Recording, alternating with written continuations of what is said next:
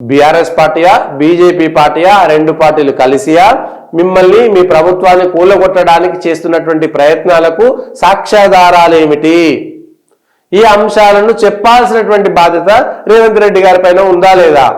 ఒకవేళ మీరు ఎమ్మెల్యేలను తీసుకుంటే ఆ కుట్ర ఇది నిజం, మీరు ఇంతకుముందు టీఆర్ఎస్ పైన చేసినటువంటి ఆరోపణలను విత్డ్రా చేసుకుంటారా లేదా?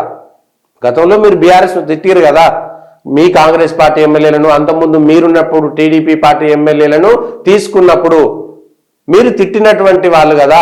ఇవాళ మీరెందుకు కాంగ్రెస్ లోకి బీఆర్ఎస్ ఎమ్మెల్యేలను తీసుకుంటున్నారు? సమాధానం చెప్పాల్సినటువంటి బాధ్యత ముఖ్యమంత్రి హోదాలో రేవంత్ రెడ్డి గారికే ఉన్నది. రంజిత్ రెడ్డి లాంటి వాళ్ళని తీసుకున్నారంటే ఆయన ఎంపీ పదవి అయిపోయింది, ఎలక్షన్ల ముందు అటో ఇటో చేరిపోయారంటే ఇంకొక అంశం, అది ఎవరైనా చెప్తారు. కానీ మీరు తెలుగుదేశం పార్టీ కుట్ర వల్లనే బీఆర్ఎస్ పార్టీ కేసీఆర్ ఆ దాంట్లో తలదూర్చాడు, దానికి ఆజ్యం పోసింది మీరే, చంద్రబాబు నాయుడే, కాబట్టి ఆ తప్పులన్నీ మీవి అనేటువంటి విషయం చెప్తున్నారు. 2014లో చేశారు కాబట్టి 2018 కూడా అదే ప్రయత్నం చేసినాం, మళ్ళా కాంగ్రెస్కి అవకాశం ఇస్తే వాళ్ళు కుట్ర చేసేటువంటి అవకాశం ఉన్నది. 2019లో ఇదే రేవంత్ రెడ్డి కాంగ్రెస్ లో చేరారు కాబట్టి మళ్ళీ అక్కడ కుట్ర చేయడనేటువంటి నమ్మకమే ఉన్నది. అందుకే ఆ పార్టీలకు సంబంధించినటువంటి ఎమ్మెల్యేలను మేము తీసుకున్నామనేటువంటి మాట చెప్తున్నారు. కాబట్టి దీనిపైన కూడా సమాధానం చెప్పాలి. ఇది ప్రజలారా చరిత్ర. దీనికి సంబంధించి ఎమ్మెల్యేల మార్పు, ఎమ్మెల్యేల కొనుగోలుకు సంబంధించినటువంటి అంశంలో, ఎందుకంటే మేము బాధితులము. టీఆర్ఎస్ పార్టీ రాజశేఖర రెడ్డి ఉన్నప్పుడు కూడా మేము బాధితులమే. టీఆర్ఎస్ పార్టీ ఎమ్మెల్యేలను కొనుగోలు చేసింది రాజశేఖర రెడ్డి, అప్పుడున్నటువంటి కాంగ్రెస్ సర్కారు.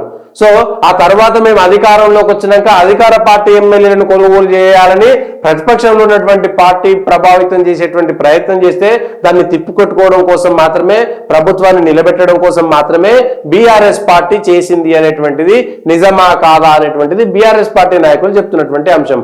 దీనిపైన అప్పటి తెలుగుదేశం నాయకుడిగా ఇప్పటి కాంగ్రెస్ ముఖ్యమంత్రిగా సమాధానం చెప్పాల్సినటువంటి బాధ్యత రేవంత్ రెడ్డి గారికి ఉందా లేదా?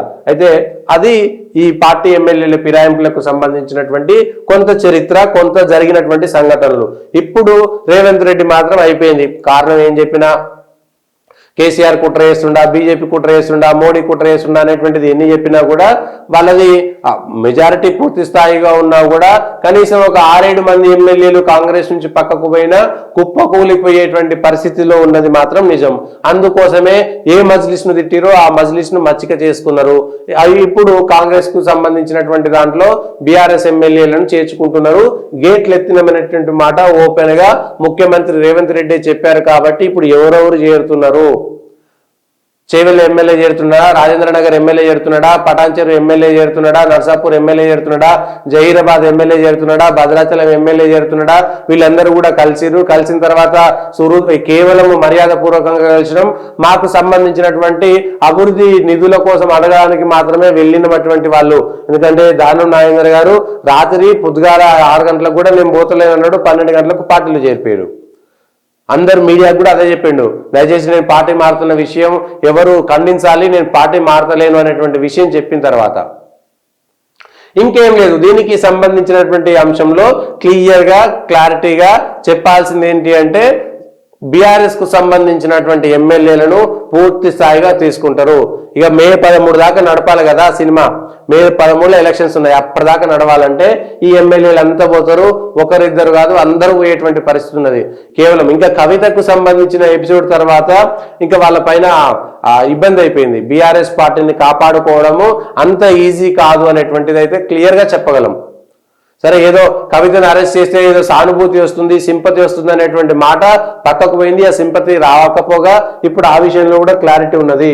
కవిత వచ్చింది కాబట్టి కవితపై ప్రశ్నల వర్షము